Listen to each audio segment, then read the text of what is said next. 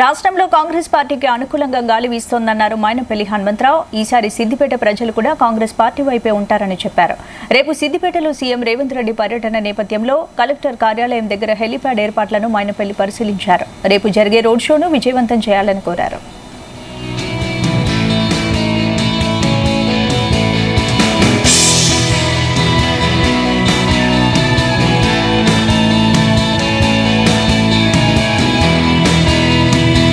Response కనిపిస్తుంది ప్రజల్లో. ఊహించని విధంగా ఏదైతే గజ్వెల్ కాన్స్టిట్యున్సీ, అదే విధంగా సిద్దిపేట్, దుబ్బాక్ డెఫినెట్ గా మంచి మెజారిటీ ఇక్కడ నుంచే మాకు రానున్నదని చెప్పి కూడా ఈ సందర్భంగా తెలియజేస్తా ఉన్నాం.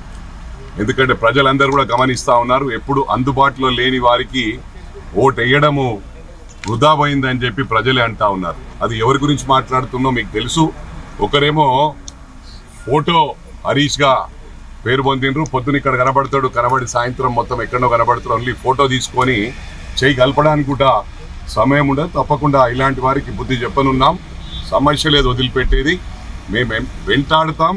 ఇక్కడ నుంచి వీళ్ళను ప్యాక్ చేయించే వరకు కూడా వదిలిపెట్టే సమస్య లేదు. ఈ సందర్భంగా తెలియజేస్తూ సిద్దిపేట్ నియోజకవర్గ ప్రజలందరికీ కూడా విజ్ఞప్తి చేస్తా ఉన్నాం.